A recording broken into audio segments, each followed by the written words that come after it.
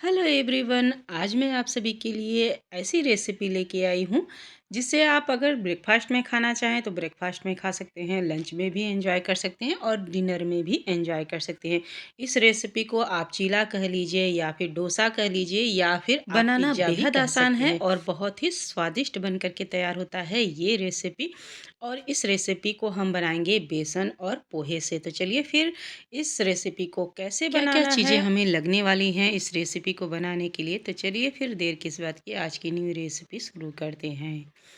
सबसे पहले इस रेसिपी को बनाने के लिए मैंने यहाँ पर 1 कटोरी लिया है पोहा। इसको पोहा भी कहते हैं और चिवड़ा भी कहते हैं। तो नॉर्मली जो भी आपके घर में हो, मोटा-पतला जो भी आप ले लीजिए और इसे ग्राइंड करना है। पहले अच्छे से साफ़ कर लीजिए, उसके बाद इसको दरदरा सा ग्राइंड कर लीजिए। और एक छोटा कटोरी हमने लिया था पोहा, तो एक बड़ा कटोरी यहाँ पर बेसन लेना है। कप से मैं बताऊँ तो 1/3 कप पोहा लेना है पिसा हुआ और 1 कप लेना है यहाँ पर बेसन। चलिए अब इसका हम घोल बना कर के तैयार करेंगे। तो इसके लिए स्वाद के अनुसार इसमें नमक डाल दीजिए। 1 चम्मच मैंने नमक डाल दिया है। थोड़ा-थोड़ा पानी डालते हुए लम्स फ्री हमें घोल बना कर के तैयार कर लेना है। घोल जैसे ही बन जाएगा तो 5 मिनट के लिए कवर करके रख देना है। जिस कटोरी से मैंने बेसन लिया था उसी कटोरी से 1.5 कटोरी पानी डाल करके इसका घोल तैयार कर लिया। ये जो आज हम रेसिपी बना रहे हैं इसको बनाने में ज़्यादा टाइम नहीं लगता है। इसे आप झटपट घोल करके बना करके तैयार कर सकते हैं। अब यहाँ पर इसमें कुछ डालने के लिए वेजिटेबल लिया है। वेजिटेबल आप अपने चॉइस के अनुसार कुछ भी डाल सकते हैं जैसा आपको पसंद हो। मैंने यहाँ पर प्याज लिया है, गाजर लिया है, एक शिमला मिर्च लिया है, टमाटर लिया है और एक हरी मिर्च लिया है। तो हरी मिर्च को भी बारीक काट करके इसमें डालेंगे। तीखा अपने चॉइस के अनुसार कम या ज़्यादा रख सकते हैं। सभी सब्जियाँ मेरी कट गई हैं। और अगर इसमें पनीर भी आप यूज़ करना चाहते हैं तो पनीर भी यूज़ कर सकते हैं। देखिए 5 मिनट घोल को हो गया है जब तक मैं सब्ज़ी काट रही थी। पोहा जो है फूल गया है तो घोल जो है हमारा गाढ़ा हो गया है। तो इसमें आधा कप के जितना पानी और डाल करके घोल की कंसिस्टेंसी परफेक्ट कर लेना है। जैसे हम डोसे के लिए कंसिस्टेंसी बैटर का रखते हैं वैसे ही आपको इसको भी रखना है। तो देखिए अच्छे से आप घोल करके तैयार कर लीजिए। पोहा पानी सोखता है इसलिए ये थोड़ा-सा गाढ़ा हो जाता है। तो बाद में आपको जब बनाना हो तो इसकी कंसिस्टेंसी पानी डाल करके अच्छे से कर लीजिए। अब यहाँ पर गैस पर लो टू मीडियम फ्लेम पर एक तवा रख देना है नॉन स्टिक का या आयरन का। मेरे पास एक पुराना तवा है नॉन स्टिक का। उस पे पहले थोड़ा-सा ऑयल या बटर या घी जो भी आप इस्तेमाल करना चाहते हैं वो लगा दीजिए। अच्छे से पोंछ लीजिए एक बारी। उसके बाद इस पे पहले एक सिंपल डोसा बना कर के देख लीजिए अच्छे से बन रहा है। उसके बाद आप दूसरा डोसा फैला लीजिए और 2 कलछुल बैटर लेना है, सेंटर में डालना है और घुमाते हुए डोसे की तरह फैला लेना है। गाइस आप सभी को दिख रहा होगा इसमें कितने अच्छे से एयर बबल आए हैं यानी एयर पॉकेट बन गए हैं। मैंने इसमें कोई बेकिंग सोडा और सोडा या इनो या किसी प्रकार का और कोई फर्मेंटेशन वाली चीज़ें मैंने यूज़ नहीं की है, फिर भी ये परफेक्ट है। इसका साइन है कि इसे मैंने अच्छे से फेंट करके तैयार किया है। अब चलिए इसके ऊपर से थोड़ा-सा बटर लगा देना है और जो वेजिटेबल हमने काट कर के रखे हैं वो थोड़े-थोड़े लगा दीजिए। उसके पहले इसके ऊपर से आप थोड़ा-सा स्प्रिंकल कर दीजिए मिक्स पिज़्ज़ा सीज़निंग। उसके बाद इसके ऊपर से वेजिटेबल लगा दीजिए।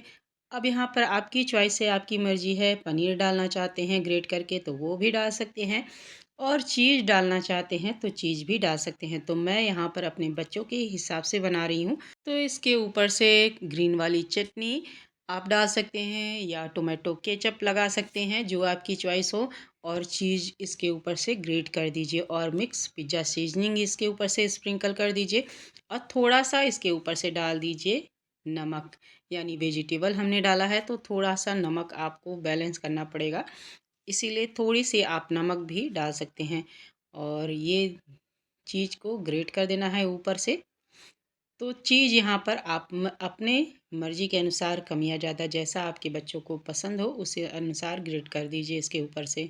तो लीजिए चीज़ भी ग्रेट कर दिया है। अब लो टू मीडियम फ्लेम पर आराम से इसे 5 से 6 मिनट पकने दीजिए। जैसे ही नीचे से ब्राउन हो जाए ये, वैसे ही ये डोसे की तरह बन कर के तैयार हो जाता है। तो साइडों से थोड़ा-सा पलटे से आप छुड़ा लीजिए। वैसे मैंने पहला उतार दिया है, इसलिए दूसरा चिपकेगा नहीं साइडों से। फिर भी आप छुड़ा दीजिए इस तरीके से, ताकि आसानी से ये निकल आए। तो आराम से, जल्दबाजी मत करिए, वरना ये पोहे का है तो ये थोड़ा-सा टूट जाता है, इसलिए आराम से इसको आप छुड़ा लीजिए। और आपको मैं नीचे से भी दिखा दे रही हूँ। ये देखिए इस तरीके से ब्राउन हो चुका है, यानी क्रिस्पी हो गया है। तुरंत के तुरंत आप इसको तवे से उतार करके अगर आप खाएँगे तो ये क्रिस्पी बनता है, और थोड़ा-सा 10-5 मिनट अगर आप रख देंगे तो ये थोड़ा-सा नरम हो जाता है। तो तुरंत के तुरंत आपको खाना है तो ये क्रिस्पी रहता है, बना रहता है, और नहीं तो 10-5 मिनट बाद ये नरम हो जाता है, क्योंकि हमने पोहे और बेसन से इसको बना कर के तैयार किया है। तो ये ज़्यादा क्रिस्पी नहीं बनता है, फिर भी आप तुरंत खाएँगे तो ये क्रिस्पी ज़रूर लगता है। इस तरीके से आप डोसे की तरह इसको रोल कर लीजिए, और पलटे से ही आप कट लगा सकते हैं या चाकू से भी काट सकते हैं। तो लीजिए गाइस, मेरा एक डोसा, पिज़्ज़ा कह लीजिए या चीला कह लीजिए, बन कर के तैयार हो गया है। उसी तरीके से दूसरा भी सेंटर में डाल करके फैला लेंगे, और इसे लो टू मीडियम फ्लेम पर उसी तरीके से सेम मेथड से आपको इसको भी बना करके तैयार कर लेना है। तो देखिए पहला वाला इस तरीके से आप कट कर लीजिए। इसको अगर आप दोने में सर्व करना चाहते हैं किसी गेस्ट या मेहमान को, तो इसके ऊपर से थोड़ा-सा चीज़ ग्रेट कर दीजिए और टोमेटो केचप डाल दीजिए, या फिर आप पिज़्ज़ा सॉस भी डाल सकते हैं, और डाल कर के दोने में भी इसको मेहमान या गेस्ट को भी खिला सकते हैं। बहुत ही स्वादिष्ट लगता है। और लीजिए मैंने प्लेट में 2 बना कर के सर्व कर लिया है, और जितना हमने घोल बना कर के तैयार किया था उतने से 5 डोसा यहाँ पर बन कर के तैयार हो जाता है। तो लीजिए 2 मैंने बना कर के प्लेट में सर्व कर लिया है, ग्रीन चटनी के साथ, टोमेटो केचप के साथ। इसको आप पिज़्ज़ा सॉस के साथ भी सर्व कर सकते हैं, मेयो के साथ भी सर्व कर सकते हैं, जैसे आप खाना चाहें वैसे आप खा सकते हैं। और लीजिए मेरी ये रेसिपी बन कर के तैयार है, यकीन मानिए बहुत ही स्वादिष्ट बनता है। इसी बहाने बच्चे भी खूब सारे वेजिटेबल खा लेते हैं, और इस रेसिपी को यकीन मानिए वो खूब एंजॉय करके खाते हैं। बहुत ही स्वादिष्ट बनता है। मैंने पहले भी इस रेसिपी को बनाया हुआ है, और मेरे बच्चों को बहुत पसंद आता है, और मैंने सोचा आज मैं फिर से बना रही हूँ तो आप सभी के साथ शेयर कर दूँ। मेरी ये पोहा और बेसन की रेसिपी आप सभी को कैसा लगा, कमेंट करके प्लीज़ ज़रूर बताइएगा। इससे मुझे मोटिवेशन मिलता है और आगे बढ़ने का मुझे सहयोग मिलता है। तो प्लीज़ ज़रूर बताइएगा, और पसंद आई हो तो लाइक ज़रूर कर दीजिएगा, भूलिएगा नहीं। चैनल पर न्यू है तो सब्सक्राइब चैनल को ज़रूर कर लीजिएगा। फिर मिलूँगी एक नई रेसिपी के साथ, तब तक के लिए bye bye. Thanks for watching. Bye bye, take care.